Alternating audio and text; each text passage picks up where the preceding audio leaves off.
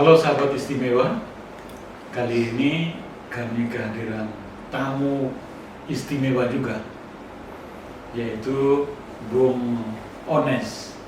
Bung Ones adalah pengurus dari sekolah adat Akuwon namanya, Akuwon Tamrau, Kabupaten Tamrau. Sekolah adat yang dilakukan di Tamrau ini adalah sekolah adat yang cukup unik, yaitu laki-laki dalam sebuah sekolah sendiri, perempuan dalam sebuah sekolah sendiri.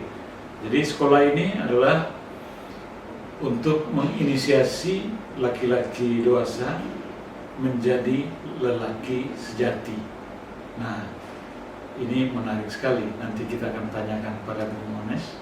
Begitu juga sekolah adat bagi perempuan Tamrau dimaksudkan untuk menjadi perempuan sejati juga, perempuan yang sesungguhnya dalam merawat kehidupan, merawat hutan, dan merawat semesta ini. Nah, itulah yang dilakukan oleh masyarakat adat Tamrau yang terdiri dari beberapa suku besar di sana. Nah, baru-baru ini dilaksanakan sekolah adat yang diikuti oleh suku Mia. Iya, betul. Suku Mia, mereka masuk ke hutan, laki-lakinya itu masuk hutan kira-kira untuk 1 tahun bersama dengan gurunya. Nah, apa yang mereka lakukan di sana ini memang banyak sekali versinya, karena setiap suku memiliki cara tersendiri yang tidak boleh suku lain masuki.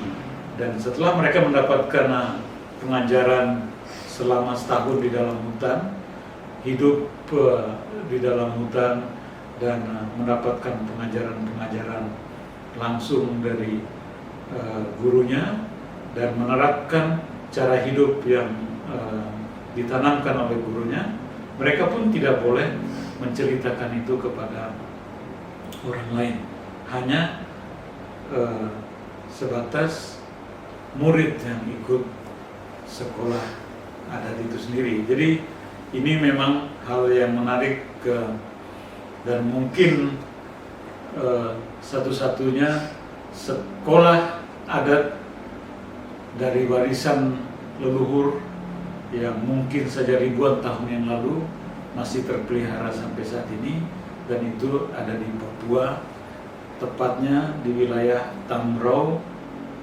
Papua Barat. Nah, bersama kita sudah hadir Bung Ones. Bung Ones, bisa cerita sedikit tentang masyarakat adat di Tamrau itu seperti apa sebenarnya? Ya. Apakah di dalam kehidupan bermasyarakat masih sangat dominan atau seperti apa? Ya, baik. Pertama sekali, ketika kita bicara soal Tamrau, pasti itu identik dengan masyarakat asli, suku-suku asli. Ya. Untuk Tamrau sendiri ada 4 suku, itu yang suku asli. Ya. Itu ada suku Abun, ada suku Mpur, ada suku Ireres, kemudian ada suku Mia.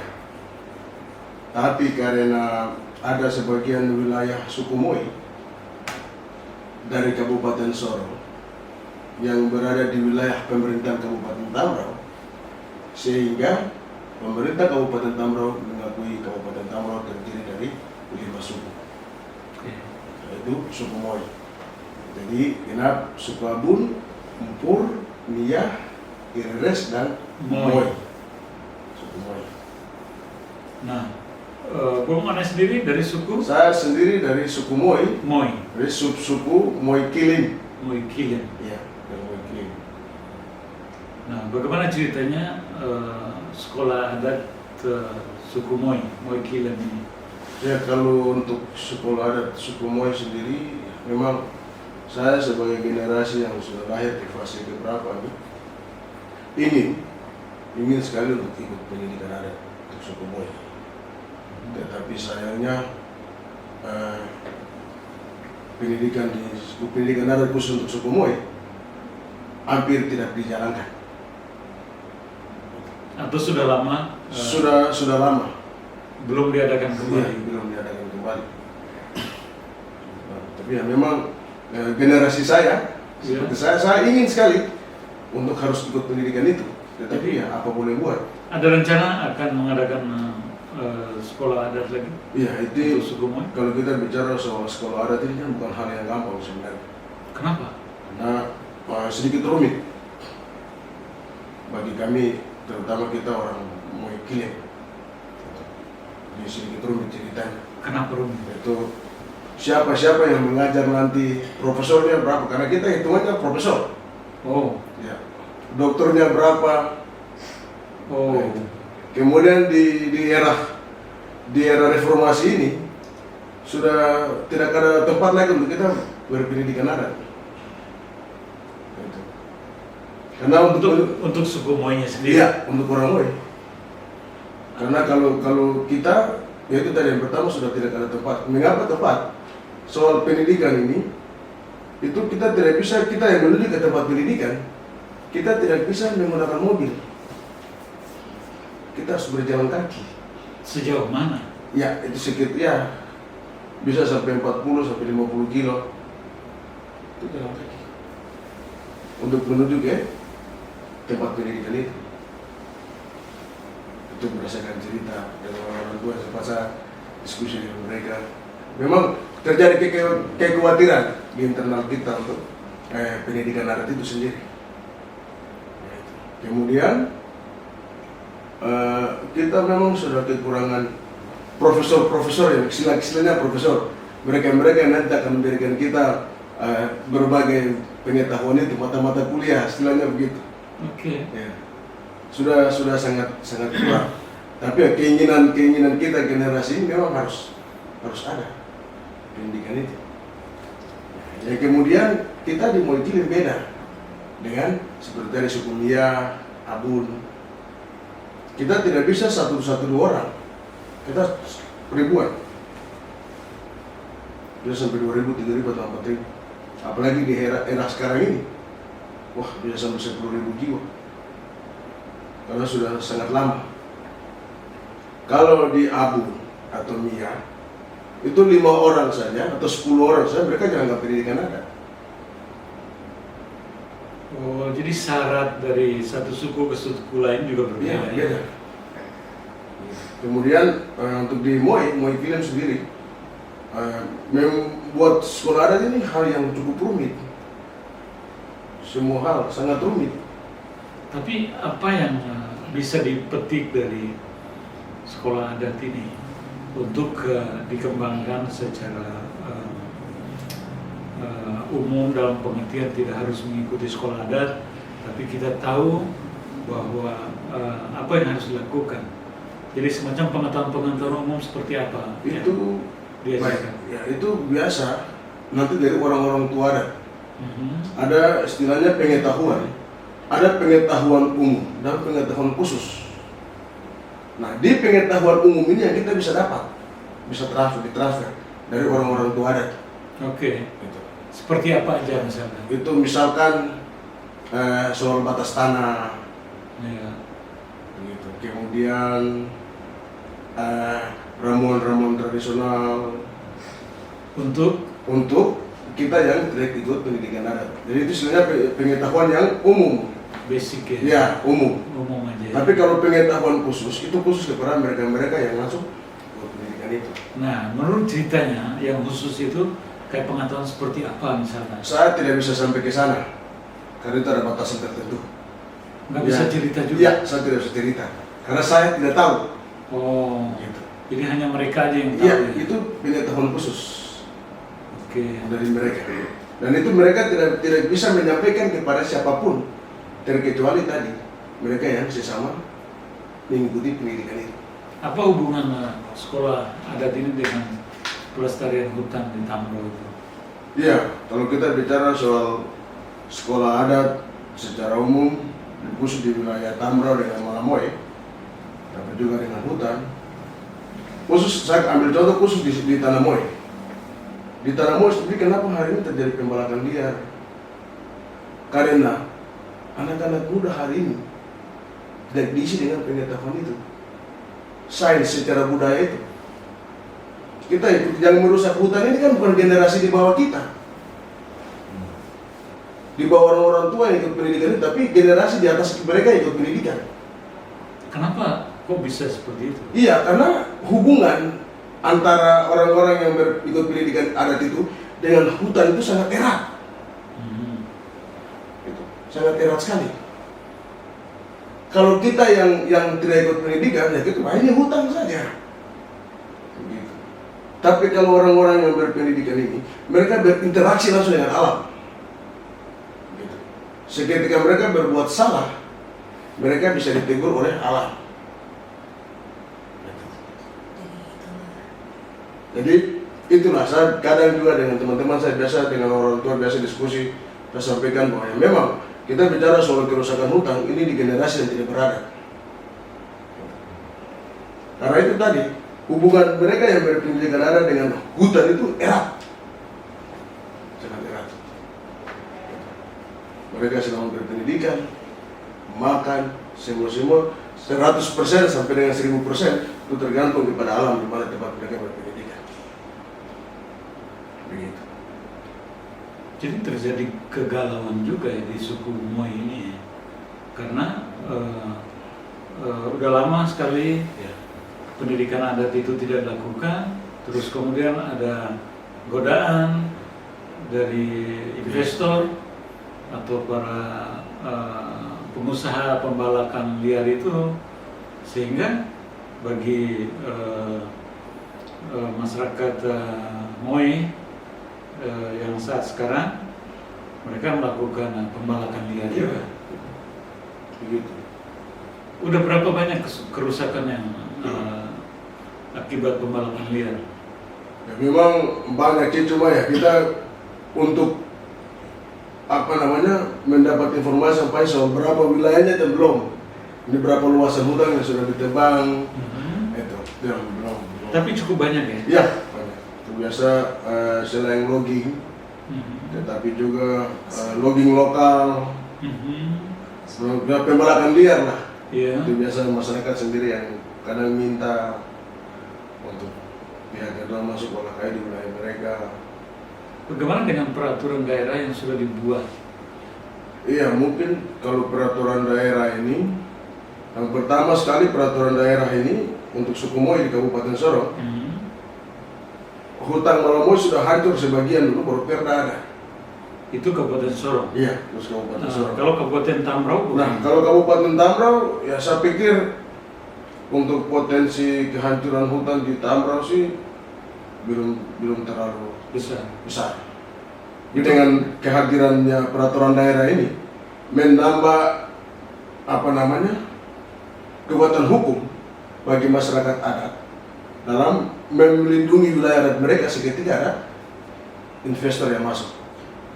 Tapi kalau warga adatnya sendiri tergoda untuk membantu melakukan illegal logging dengan sponsor dari luar, gimana? Ya, ini yang memang kadang itu memang salah satu kegagalan kita dalam mengorganisir, masyarakat yang selalu terlibat secara langsung dalam bekerja sama dengan pihak-pihak lain untuk mengelola wilayah mereka. Begitu. Nah, makanya sekarang kami dari Akawun mencoba mencari format bagaimana untuk kita mencoba untuk melindungi yang belum tercemar. Iya, dengan kita memberikan contoh. Gitu. Jadi kita bentuk sudah kakak, kalau di tempat ini nanti bantu hutan habis, nanti tidak dapat apa-apa. Lebih baik hutan kita jaga. Seperti tadi Bang Max sampaikan, dorong wisata atau berkebun. Nah, gerakan penyadaran ini kita coba bangun. Kita bangun ke wilayah-wilayah lain yang belum ada aktivitas. Ya, menarik itu sebenarnya. Tapi itulah kerja yang kerja keras juga bagi Akuan untuk menegakkan hukum adat, lantas mensosialisasikannya kepada masyarakat adat itu sendiri. Nah, selama ini siapa yang membantu Akuan di dalam mensosialisasikan hukum adat ini? Yang pertama, kalau secara hukumnya sih tidak, tapi mungkin aturan. Aturan. Kenapa kita dorong pemetaan wilayah adat? Nah, kita dorong pemetaan wilayah adat ini kan masing-masing warga mereka memetakan mereka punya wilayah. Nah, di situ ada aturan yang dibuat oleh marga. Mereka membuat aturan untuk mereka dalam mengelola wilayah adat mereka tadi, sehingga mencegah seperti tadi, tidak usah menebang kayu sembarang. Tebang kayu ini perlu untuk apa? Bikin rumah kah? Atau majuan harus jelas. Ini mana musyawarah mufakat bersama. Nah, kemudian soal dukungan untuk kami ya kawan, kami selama ini sudah hampir 10 tahun. Kami bekerja sama dengan salah satu lembaga NGO nasional, namanya Samdana Institute, yang kebetulan kita punya program, mereka backup, sedikit dalam kita mengorganisir masyarakat, tolong diskusi dengan masyarakat, kita menyampaikan tentang dampak-dampak yang akan terjadi bagi masyarakat adat, tetapi juga tentang konservasi itu. Malah saran dari masyarakat ya kalau bisa mereka yang menyerahkan wilayah adat mereka untuk konservasi, jangan negara atau pemerintah, gitu. Nah, jadi mereka mau harus masyarakat adat itu mereka yang menyerahkan. So dari kita sepakat, kita mufakat bersama satu marga ini, ya sudah wilayahnya kita lindungi. Tapi yang hari ini terjadi kan tidak. Negara dalam hal ini pemerintah yang langsung menetapkan bahwa ini kawasan konservasi, ini kawasan cagar alam. Nah, sehingga aktivitas marga masyarakat adat kadang melewati daerah yang dikonservasikan itu. Begitu. Nah, jadi dari pengalaman itu, kami kawan secara kelembagaan, kami ingin sekali bila perlu marga yang menyerahkan, supaya mereka tahu batas di mana mereka berburu, batas di mana mereka harus mencari, berkebun. Kalau pihak lain, kan ini sangat berbahaya, gitu. Seperti contoh kasus, seperti ini ada video yang masyarakat dari distrik Tinggo. Nah, menurut informasi, ternyata Tinggo ini dia berada di dalam kawasan cagar alam, Tambrau Utara, ya Tambrau Utara. Di dalam ini kan ada distrik.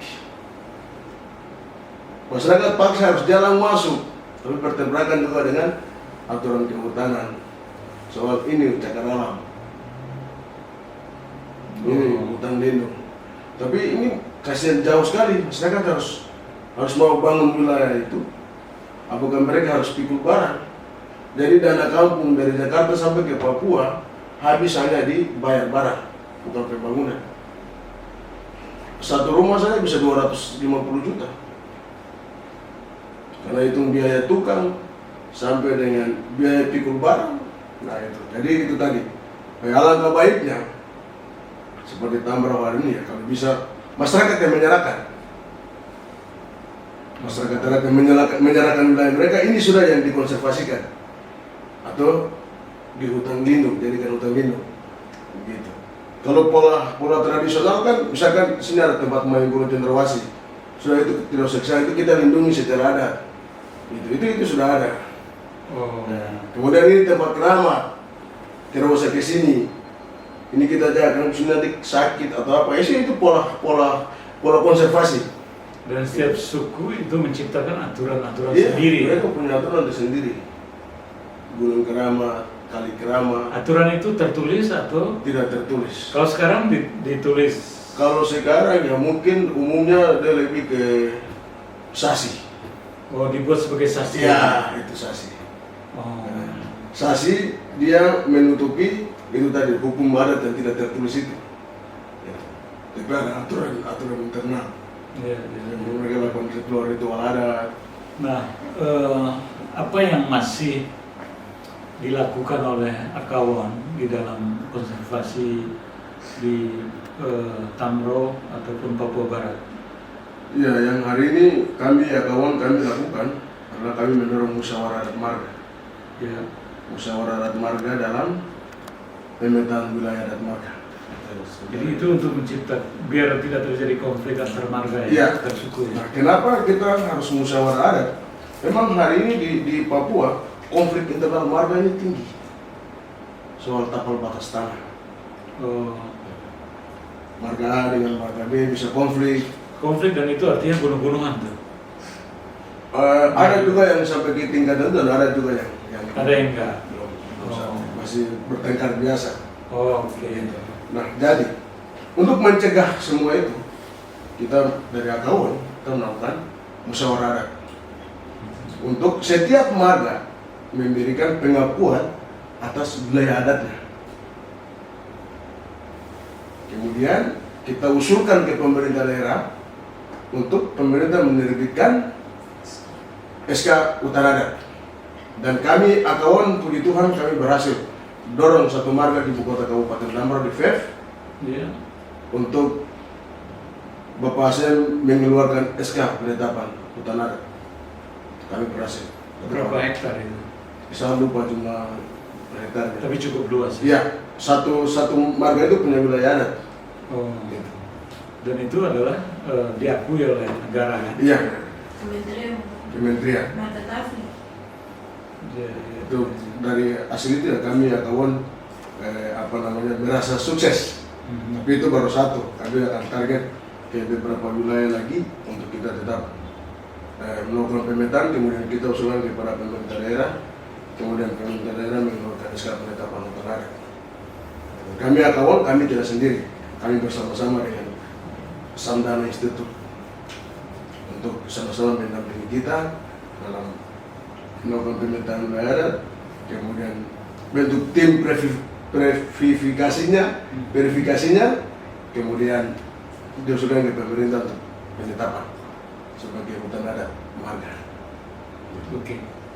Iya, luar biasa yang dilakukan oleh Akawon di dalam menjaga kelestarian hutan di Tamro dan juga membuat harmoni suku-suku yang ada di Tamro, Papua Barat. Nah,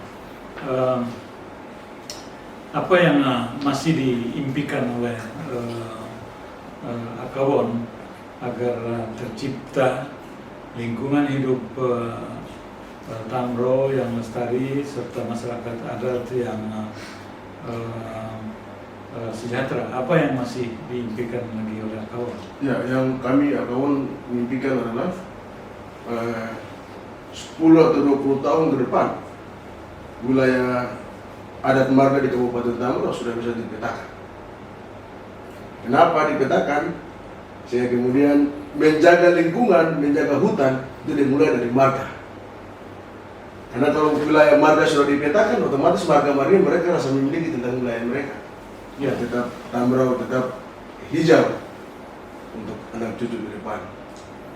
Saya sangat setuju itu dan mudah-mudahan pemerintah Tamro, pemerintah Papua Barat ke depan ataupun pemerintah pusat tetap konsisten untuk mendukung masyarakat adat dan keberlangsungan hidup dari hutan Papua yang luar biasa ini. Terima kasih Bung Ones, hebat untuk Papua. Terima kasih. Ya, sahabat istimewa, kami salut untuk Papua yang luar biasa dengan alamnya yang juga luar biasa, manusianya atau sumber daya manusianya yang sangat hebat. Terima kasih.